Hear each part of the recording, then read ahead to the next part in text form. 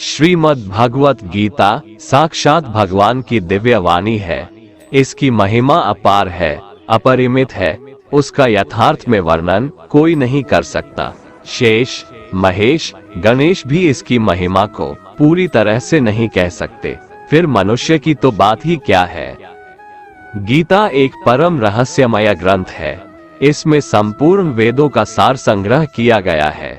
इसका आशय इतना गूढ़ और गंभीर है कि आजीवन निरंतर अभ्यास करते रहने पर भी उसका अंत नहीं आता। भगवान के गुण, प्रभाव, स्वरूप, तत्व, रहस्य और उपासना का तथा कर्म एवं ज्ञान का वर्णन जिस प्रकार भगवत गीता में किया गया है, वैसा अन्य ग्रंथों में एक साथ मिलना कठिन है। भगवत गीता एक ऐसा अनुपमेय शास्त्र है जिसका एक भी शब्द सदुपदेश से खाली नहीं है। गीता सर्वशास्त्रमयी है।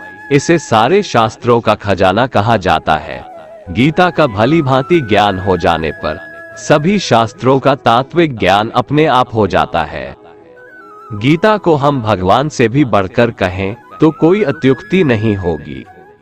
भगवान ने स्वयं कहा है, मैं गीता के आश्रय में रहता हूँ। गीता मेरा श्रेष्ठ घर है। गीता के ज्ञान का सहारा लेकर ही मैं तीनों लोकों का पालन करता हूँ। इसके सिवा गीता में ही भगवान अपने मुक्त कंठ से यह घोषणा करते हैं कि जो कोई मनुष्य मेरी इस गीता रूप आज्ञा का पालन करेगा वह निसंदेह मुक्त हो जाएगा। यही नहीं, भगवान कहते हैं कि जो कोई इसका अध्ययन भी करेगा उसके द्वारा मैं ज्ञान यज्ञ से पूजित होऊंगा।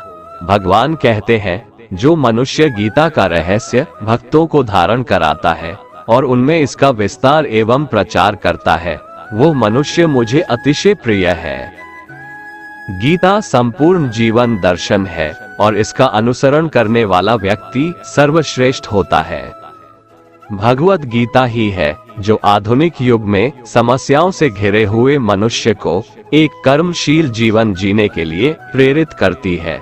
गीता ऐसे प्रेरणादायक संदेशों का महासागर है जो जीवन से निराश मनुष्य को आशाओं से भर देती है। श्रीमद् भगवत गीता एकमात्र ऐसा ग्रंथ है जो मनुष्य को जीने का सही तरीका बताती है। गीता जीवन में धर्म, कर्म और प्रेम का पाठ पढ़ाती है। श्रीमद् भगवत गीता का ज्ञान मानव जीवन और जीवन के बाद का जीवन दोनों के लिए उपयोगी माना गया है। भगवत गीता में कुल 18 अध्याय है और 700 श्लोक है, जिसे सभी के लिए पढ़ पाना थोड़ा मुश्किल है। इसीलिए आज के इस बेहद ही खास वीडियो में हम संपूर्ण गीता सार के बारे में बात करने वाले हैं, जिन्हें जानकर आप श्रीमद् भगवत गीता का सही मतलब समझ पाएंगे। इसलिए इन विचारों को आप हर रोज जरूर सुने। तो चलिए अब देर नहीं करते हुए वीडियो शुरू करते हैं। भगवान श्री कृष्ण कहते हैं कि हे अर्जुन, तुम्हें किसका मोह है? इस रणस्थली में युद्ध प्रारंभ होने से ठीक पहले तुम्हारा इस तरह से शस्त्र त्याग देना बिल्कुल भी उचित नहीं है, क्योंकि न तो ये श्रेष्ठ पुरुषों द्वारा आचरित है, न स्वर्ग को देने वाला है और न कीर्ति बढ़ाने वाला है। इसीलिए हे अर्जुन, नपुंसकता को मत प्राप्त हो, हृदय की तुच्छ दुर्बलता को त्यागो, उठो और युद्ध करो। तुम उसका शोक करते हो जो शोक करने के योग्य भी नहीं है और पंडितों जैसी बातें करते हो। ज्ञानी व्यक्ति ना तो मरने वाले का शोक करते हैं और ना ही उनका शोक करते हैं जो अभी जिंदा है, क्योंकि वो जानते हैं जो मर गया वो फिर से जन्म लेगा और जो जिंदा है वो एक दिन जरूर मरेगा।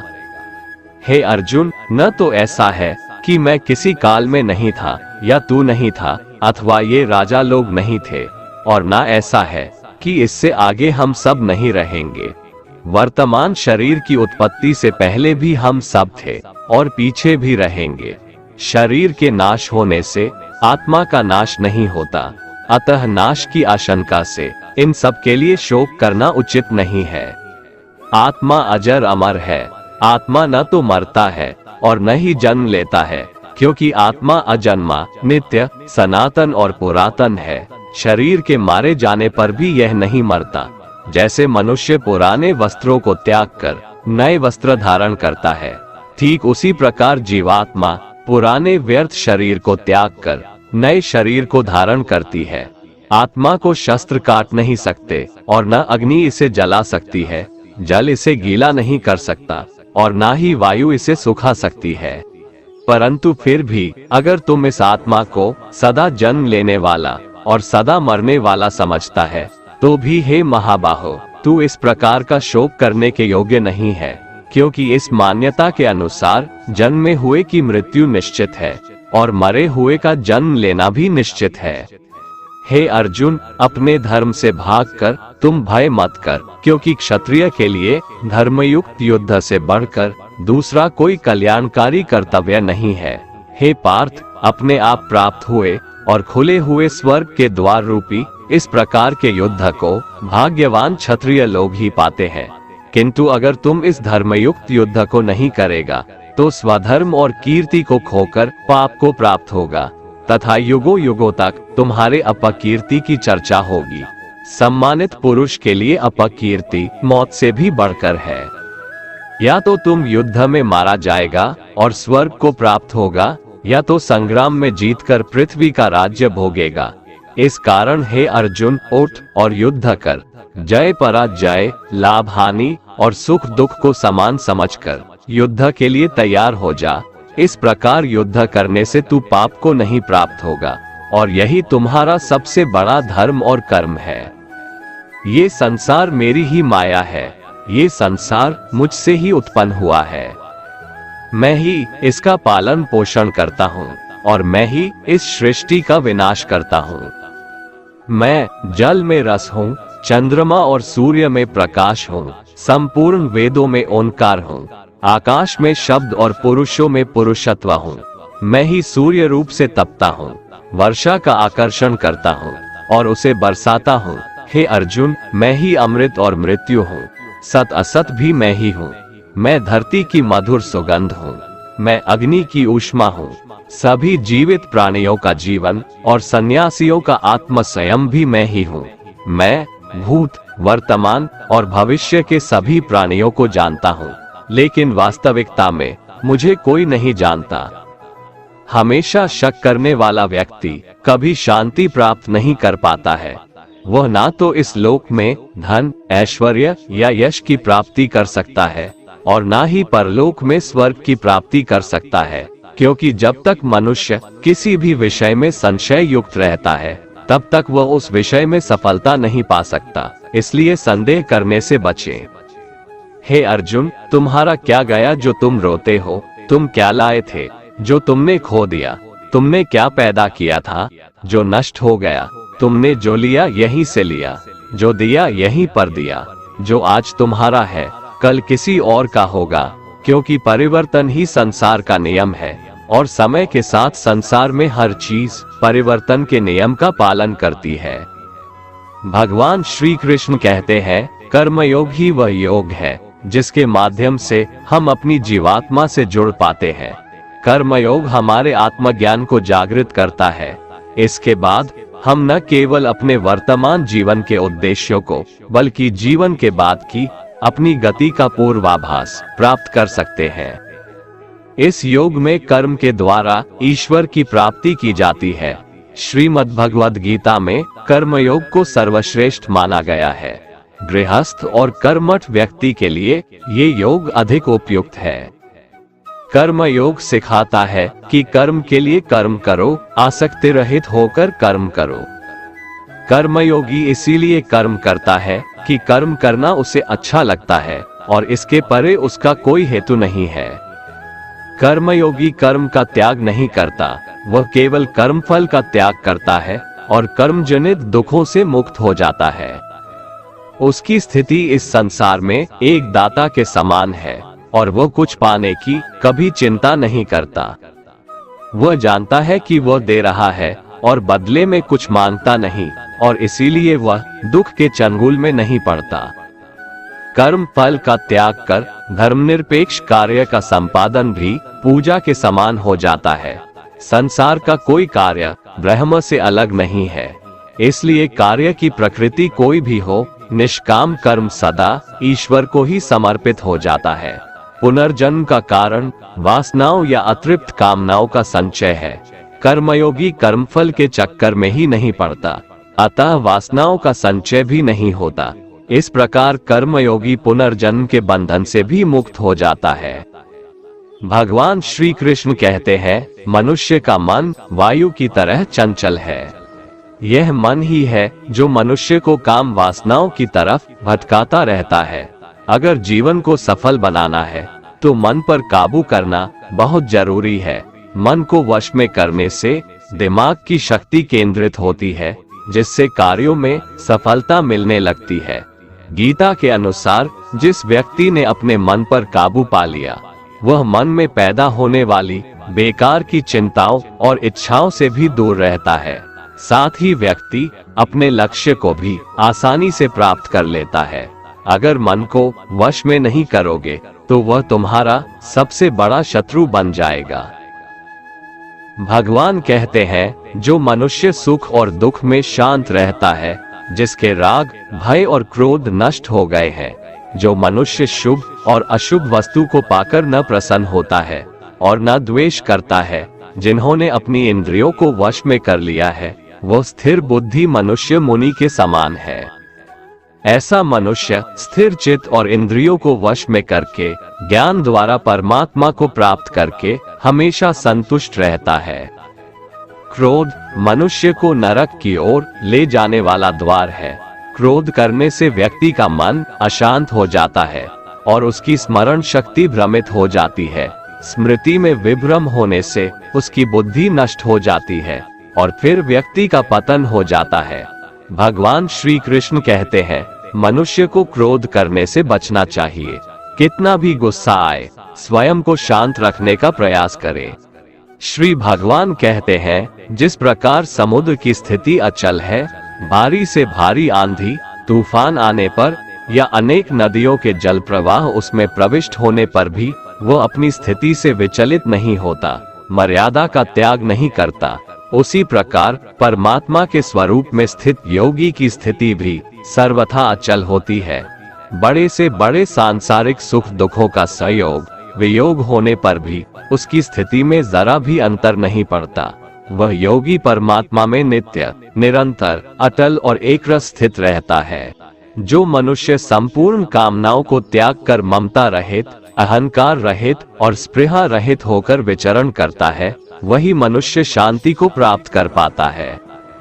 जिस प्रकार प्रकाश की ज्योति अंधेरे में चमकती है, ठीक उसी प्रकार सत्य भी चमकता है। इसलिए व्यक्ति को सदैव सत्य के मार्ग पर चलना चाहिए।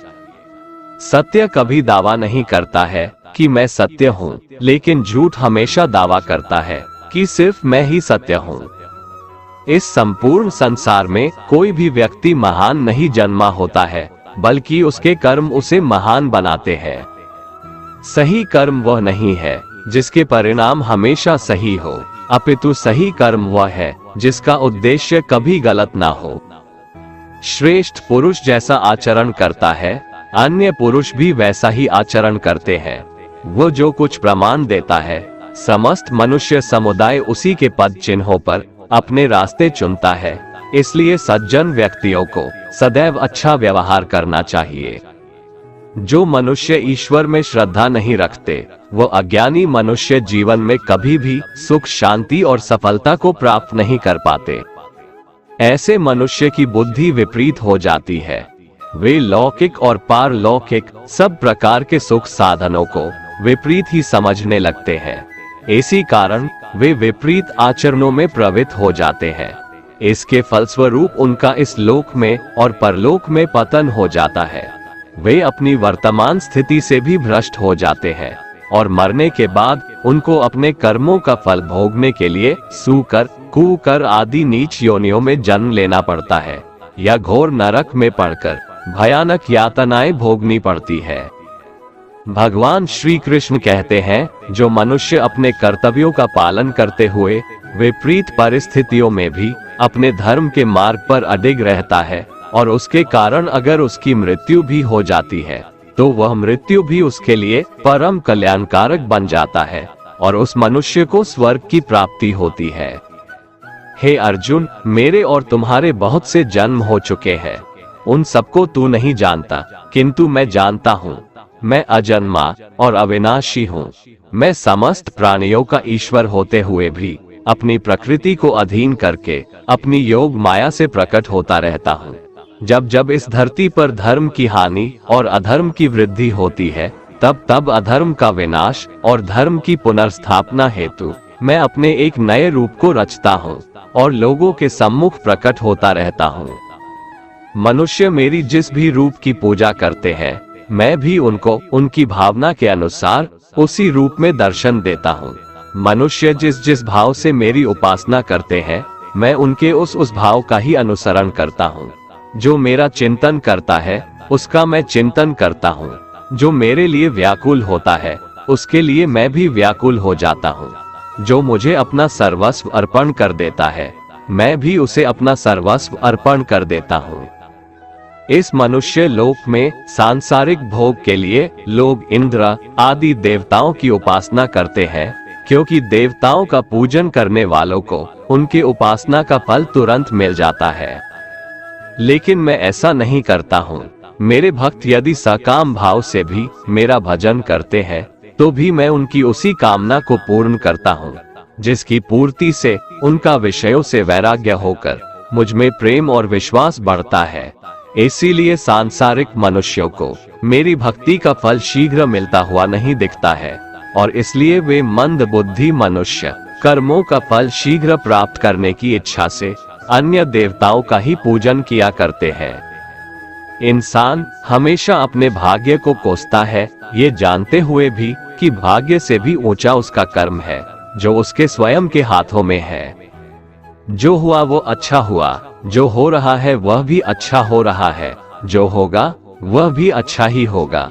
जो बीत गया उसका तुम पछतावा ना करो और भविष्य की चिंता भी ना करो, अभी तो वर्तमान चल रहा है। जो पुरुष ना किसी से द्वेष करता है और ना किसी चीज की आकांक्षा करता है, वैसा कर्मयोगी पुरुष सन्यासी के समान है, और वह पुरुष सुखपूर्वक संसार बंधन से मुक्त हो जाता है। ना तो मैं किसी के भाग्य का निर्माण करता हूँ और ना ही किसी के कर्मफल का निर्माण करता हूँ। मनुष्य अपने द्वारा किए कर्मों का ही फल भोगता है और उसी से उसके भाग्य का निर्माण होता है।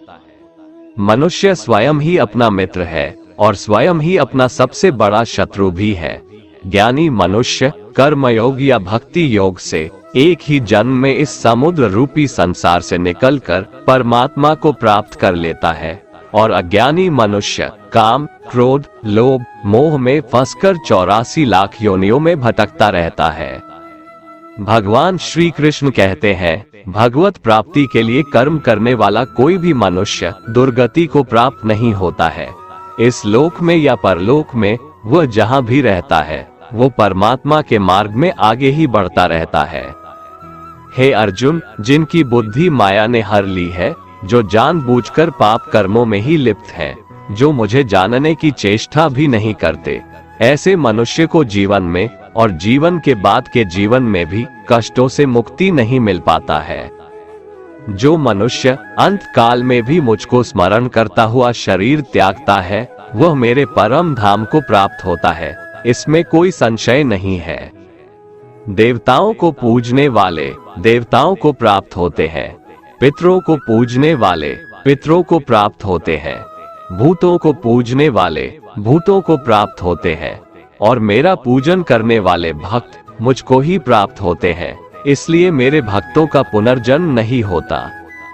जो कोई भक्त मेरे लिए प्रेम से पत्र, पुष्प, फल, जल आदि अर्पण करता है, उस शुद्ध बुद्धि निष्काम प्रेमी भक्त का प्रेम पूर्वक अर्पण किया हुआ वह पत्र, पुष्प मैं सद्गुण से प्रकट होकर प्रेम पूर्वक खाता हूँ। भगवान श्री कृष्ण कहते हैं, हे अर्जुन, तू जो कर्म करता है, जो खाता है, जो हवन करता है, जो दान देता है और जो तप करता है, वह सब मुझे अर्पण कर, मैं तुम्हें मुक्ति प्रदान करूंगा। मेरे लिए ना तो कोई प्रिय है और ना ही अप्रिय, परंतु जो भक्त मुझको प्रेम से भजते हैं, वो मुझ में है और मैं उनमें हूँ। यदि कोई दुराचारी भी अनन्य भाव से मेरा भक्त बनकर मुझको भजता है, तो वह पुरुष भी साधु के समान है, क्योंकि उसने भली भांति निश्चय कर लिया है कि परमेश्वर के भजन के समान अन्य कुछ भी नहीं है। स्त्री, वैश्य, शूद्र, भूत, पिशाच, चांडाल कोई भी हो, वो मेरी शरण में आकर परम गति को प्राप्त होते हैं। हमारे तामसिक गुण हमारे अंदर हीन भावना पैदा करके हमें खुद को उदास और नुकसान पहुंचाते हैं, और हमारे राजसिक गुण हमें ईर्ष्यालु और लोभी बना देते हैं। भगवान श्री कृष्ण कहते हैं, हर मनुष्य को तामसिक और राजसिक गुणों को खत्म करके अपने सात्विक गुणों से परिचित होना पड़ेगा। सात्विक गुण वो है जो आत्मा को अपने आसपास की हर चीज से जोड़े रखता है और उन्हें प्यार करना सिखाता है। किसी का अच्छा ना कर सको तो बुरा भी मत करना, क्योंकि दुनिया कमजोर है लेकिन दुनिया बनाने वाला नहीं। जिंदगी में हम कितने सही हैं और कितने गलत हैं, ये केवल दो लोग जानते हैं, एक परमात्मा और दूसरी हमारी अंतरात्मा। अपने आप को भगवान के प्रति समर्पित कर दो, यही सबसे बड़ा सहारा है। जो कोई भी इस सहारे को पहचान गया है वह डर, चिंता और दुखों से आजाद रहता है। मनुष्य को सबसे पहले खुद का आकलन करना चाहिए, अर्थात खुद के बारे में जान लेना चाहिए। खुद की काबिलियत और क्षमता को जानना ही मनुष्य को आत्मज्ञान की प्राप्ति करा सकता है। जब तक मनुष्य खुद के बारे में जान नहीं लेगा, तब तक उस मनुष्य का उद्धार नहीं हो सकता। श्रीमद् भगवद गीता में भगवान श्री कृष्ण कहते हैं कि हर एक मनुष्य को अपने आप पर पूरा भरोसा करना चाहिए, क्योंकि जो लोग खुद पर विश्वास करते हैं वह अवश्य ही सफलता प्राप्त करते हैं। ऐसा भी बताया जाता है कि जो व्यक्ति जैसा विश्वास करता है आखिरकार वैसा ही बन जाता है। सुख और दुख सर्दी और गर्मी के समान है। आज अगर दुख है तो कल सुख भी अवश्य होगा। इसलिए इन दोनों ही परिस्थितियों में मनुष्य को संयम से काम लेना चाहिए। जो मनुष्य अपने सभी काम में मन लगाकर अपना कार्य करते हैं और वो छोटे से छोटे कार्यों में भी खुशी ढूंढ ही लेते हैं, वो लोग निश्चित ही अंत में सफलता प्राप्त करते हैं। वहीं दूसरी तरफ ऐसे मनुष्य भी होते हैं जो अपने काम को बस एक बोझ समझकर बस पूरा कर देना चाहते हैं और अपने किसी भी काम को सही ढंग से नहीं करते हैं। तो ऐसे मनुष्य हमेशा ही अपने जीवन में पीछे रह जाते हैं। जो लोग स्वार्थी प्रवृत्ति के हैं, जो सिर्फ अपना मतलब साधने में लगे रहते हैं, जिन्हें दूसरों की भलाई से कोई मतलब नहीं है, ऐसे लोगों का कभी भला नहीं होता। श्री कृष्ण ने गीता सार में उन लोगों के लिए इस उपदेश के माध्यम से बहुत बड़ी सीख दी है। भगवान कहते हैं, स्वार्थ शीशे में फैली धूल की तरह है, जिसकी वजह से व्यक्ति अपना प्रतिबिंब ही नहीं देख पाता। इंसान का स्वार्थ उसे अन्य लोगों से दूर ले जाकर नकारात्मक हालातों की तरफ धकेलता है, जिसके चलते व्यक्ति अकेला रह जाता है। अगर आप चाहते हैं कि आप भी अपना जीवन खुशीपूर्वक व्यतीत करें, तो इसके लिए यह जरूरी है कि आप अपने स्वार्थ को कभी अपने पास नहीं आने दें, क्योंकि स्वार्थी मनुष्य दोस्ती भी सिर्फ अपना स्वार्थ निकालने के लिए करते हैं। ईश्वर हमेशा मनुष्यों का साथ देता है। जो व्यक्ति इस प्रभावशाली सत्य को मान लेता है तो उसका जीवन पूरी तरह बदल जाता है। सृष्टि निर्माता ईश्वर ही है जो संपूर्ण जगत को चला रहा है। वहीं इंसान तो बस ईश्वर की हाथ की एक कठपुतली है। इसलिए इंसान को कभी अपने भविष्य या फिर अतीत की चिंता नहीं करनी चाहिए, क्योंकि हर विकट परिस्थिति में ईश्वर इंसान का साथ देता है और उसे मुश्किल से बाहर निकालता है। इसलिए हम सभी को ईश्वर पर भरोसा रखना चाहिए। श्रीमद् भगवत गीता में श्री कृष्ण ने यह उपदेश दिया है कि अपने काम को पहले प्राथमिकता दें और पहले अपने काम को पूरा करने की कोशिश करें, तभी दूसरे का काम करें। क्योंकि जो लोग पहले अपने काम को नहीं करते और दूसरे का काम करते रहते हैं, वे लोग अक्सर परेशान रहते हैं। मनुष्य अपने हृदय से जो दान कर सकता है वो अपने हाथों से नहीं कर सकता, और मौन रहकर जो कुछ वो कह सकता है वो शब्दों से नहीं कह सकता। जो चीजें हमारे दायरे से बाहर हो उसमें समय गंवाना मूर्खता ही होगी। किसी भी व्यक्ति को ना तो समय से पहले और ना ही भाग्य से अधिक कुछ मिलता है, लेकिन उसे पाने के लिए सदैव प्रयत्नशील रहना चाहिए। जो मनुष्य मेरे पर मन लगाते हैं मेरी भक्ति करते हैं, मैं उनको वो सब कुछ प्रदान करता हूँ जो उनके पास नहीं है, और जो उनके पास है मैं उनकी रक्षा भी करता हूँ। इसलिए ये बहुत जरूरी है कि हम अपने बुरे वक्त में परमात्मा पर भरोसा रखें।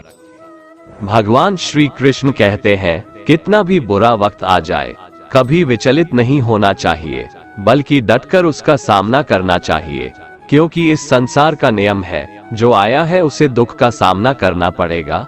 रोने से और चिंता करने से कोई फायदा नहीं होने वाला है, बल्कि इससे दुख और बढ़ेगा। जीवन में आगे बढ़ने के लिए और अपनी अलग पहचान बनाने के लिए यदि आपको क्रांतिकारी भी बनना पड़े तो इससे पीछे न हटें। कहने का सीधा मतलब ये है कि जरूरत के हिसाब से खुद में बदलाव करें और समाज के बारे में न सोचते हुए अपने काम पूरे करें। जीवन में दोस्तों की भूमिका बहुत अहम होती है। सच्चे दोस्तों की पहचान हमेशा मुश्किल वक्त में ही होती है। जिस तरह भगवान कृष्ण ने पांडवों के मुश्किल वक्त में उनका साथ दिया था, वैसे ही आपको भी अपने दोस्तों का साथ देना चाहिए।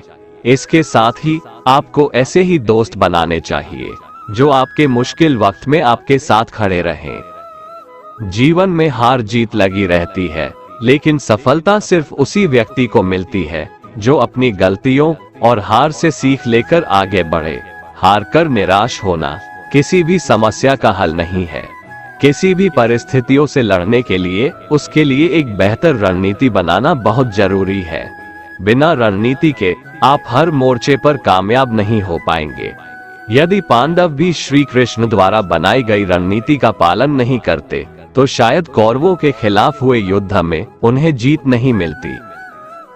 इस दुनिया में हारे हुए इंसान की, तकलीफ में पड़े हुए इंसान की कोई मदद नहीं करता, और अगर कोई इंसान थोड़ा सा सफल हो जाए तो उससे कोई खुश नहीं होता। इसलिए अपना दुख किसी को बताओ मत और अपनी खुशी किसी के आगे जताओ मत। मनुष्य का आहार हमेशा सात्विक और संतुलित होना चाहिए।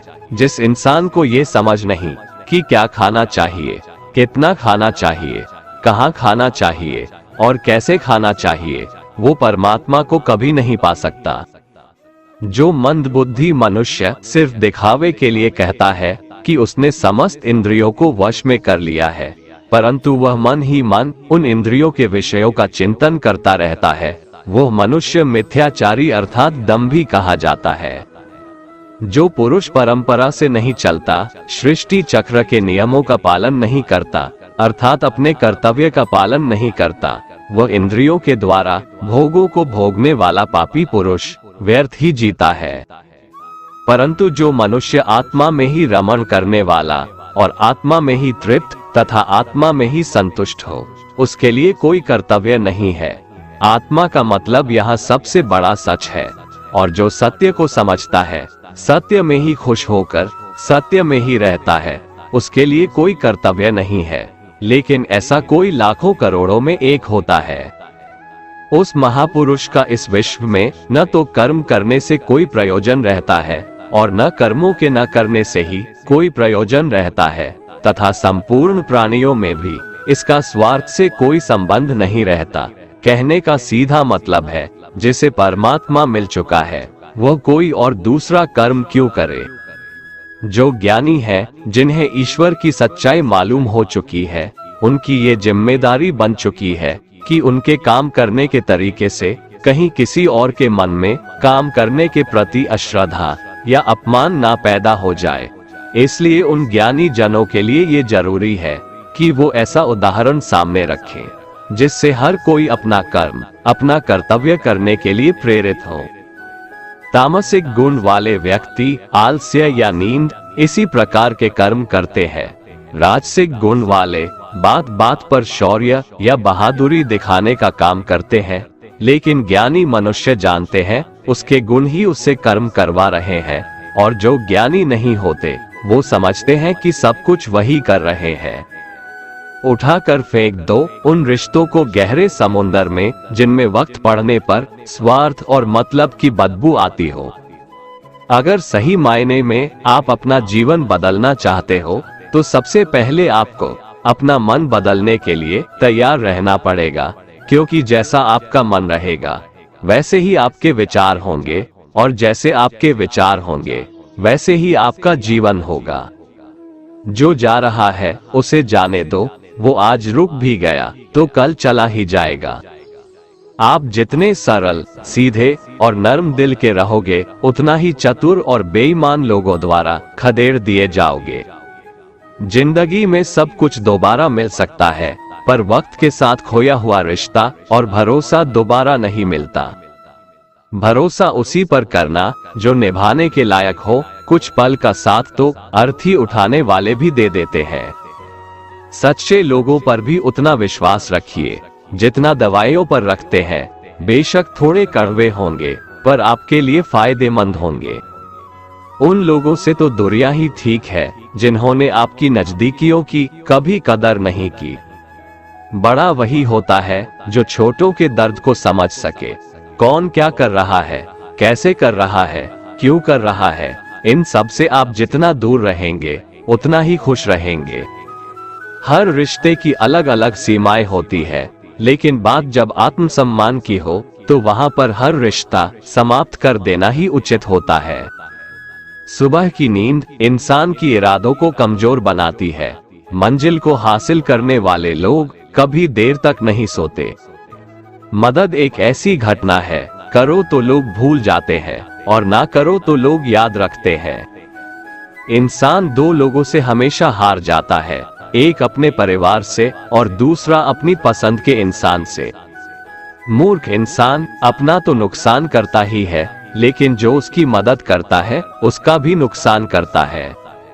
जीवन में इतने व्यस्त हो जाओ कि पछतावा, दुख, नफरत, डर के लिए समय ही ना बचे।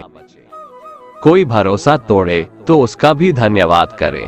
वो हमें सिखाते हैं कि भरोसा सोच समझकर करना चाहिए। जीवन में सुख शांति चाहते हैं तो अपनी समस्याओं और आलोचनाओं को खुद पर हावी ना होने दें। जन्म से मिले रिश्ते तो प्रकृति की देन है, लेकिन खुद के बनाए रिश्ते आपकी पूंजी है, इन्हें संभाल कर रखिए। किसी व्यक्ति के गुण दोषों का निर्धारण करने से पूर्व अपनी दृष्टि को निष्पक्ष और पारदर्शी बनाना आवश्यक होता है। किसी को अपनी कमजोरी मत बताओ, क्योंकि अक्सर लोग दूसरों की कमजोरी का फायदा उठा लेते हैं। जिंदगी में दो लोगों को कभी मत भूलना, एक वो जिसने तकलीफ दी हो और दूसरा वो जिसने तकलीफ में साथ दिया हो। भगवान श्री कृष्ण कहते हैं, तू मन छोटा मत किया कर, जहां तेरे अपने मुंह फेर लेंगे वहां मैं तुम्हारा साथ दूंगा। तू किसी के आगे इतना भी मत झुक कि वो तुम्हें गिरा हुआ समझने लग जाए। लोग तुम्हारी कदर तभी करेंगे जब तुम उन्हें उन्हीं की तरह नजरअंदाज करना सीख जाओगे। दीपक का जीवन इसलिए वंदनीय नहीं है कि वह जलता है, बल्कि इसलिए वंदनीय है कि वह दूसरों के लिए जलता है, दूसरों से नहीं जलता। कामयाबी और नाकामयाबी दोनों जिंदगी के हिस्से हैं, दोनों ही स्थायी नहीं है। जिंदगी की आधी शिकायतें यूं ही दूर हो जाएगी अगर लोग एक दूसरे के बारे में बोलने की जगह एक दूसरे से बोलना सीख जाएंगे। विश्वास किसी पर इतना करो कि वो तुम्हारे साथ छल करते समय खुद को दोषी समझे, और प्रेम किसी से इतना करो कि उसके मन में सदैव तुम्हें खोने का डर बना रहे। चार वेदों का अर्थ नहीं भी जानो तो कोई बात नहीं, लेकिन समझदारी, जवाबदारी, वफादारी और ईमानदारी, इन चार शब्दों का मर्म जान लो तो भी जीवन सार्थक हो जाएगा। समबुद्धि युक्त पुरुष पुण्य और पाप दोनों को इसी लोक में त्याग देता है, अर्थात उनसे मुक्त हो जाता है। जिस काल में तेरी बुद्धि मोह रूप दलदल को भली भांति पार कर जाएगी, उस समय तू सुने हुए और सुनने में आने वाले इस लोक और परलोक संबंधी सभी भोगों से वैराग्य को प्राप्त हो जाएगा।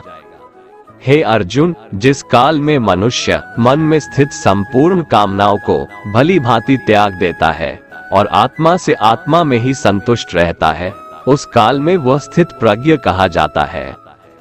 दुखों की प्राप्ति होने पर जिसके मन में उद्वेग नहीं होता, सुखों की प्राप्ति में जो सर्वथा स्पृहा रहित है, तथा जिसके राग, भय और क्रोध नष्ट हो गए हैं, ऐसा मुनि स्थिर बुद्धि कहा जाता है।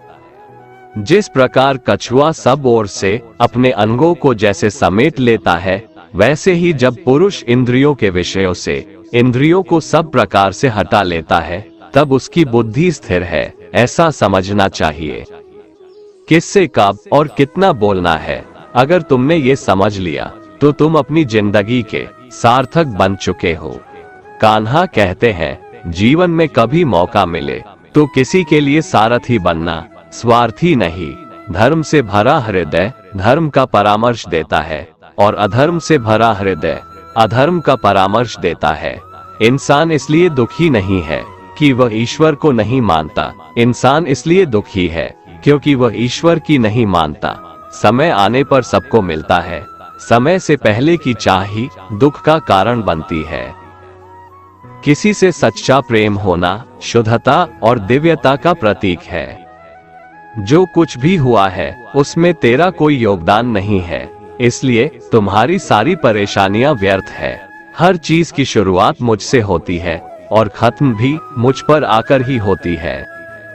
इंद्रियों से मिलने वाला सुख सच्चा नहीं होता है। इंद्रियों का सुख पहले तुमको अमृत की मिठास देगा, लेकिन बाद में तुम्हारा विनाश कर देगा। कान्हा कहते हैं, हे मानव, तुम अपने जीवन को सार्थक बना सकते हो, लेकिन इसके लिए तुम्हें मेरी शरण में आना पड़ेगा। अगर तुम्हें मेरी बातें अटपटी लगती है तो तुम्हें अपने नजरिए को बदलने की जरूरत है। अभी तुम चीजों को उस तरह से नहीं देखते हो जिस तरह मैं देखता हूँ। अगर एक बार तुमने मुझ पर विश्वास कर लिया तो तुम्हें जीवन में कभी निराश होना नहीं पड़ेगा। एक बार जो मुझ पर विश्वास कर लेता है उसका साथ मैं कभी नहीं छोड़ता हूँ।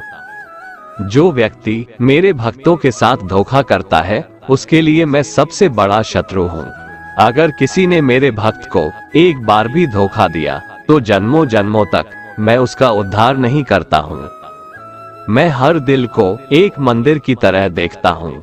जो दिल जितना सुंदर होता है वहाँ मैं उतना ही अधिक ठहरता हूँ। श्री भगवान कहते हैं, इस दुनिया में तुम प्रेम सभी से करो, लेकिन पूर्ण रूप से विश्वास किसी पर मत करो। अगर तुमको भरोसा करना है तो केवल परमात्मा पर करो। जब तुम शुरुआत करोगे तो स्वाभाविक रूप से तुमको असफलता मिल सकती है। कई बार तुमको गिरना भी पड़ सकता है, लेकिन इसका मतलब यह नहीं होना चाहिए कि तुम उस काम को करना छोड़ दो।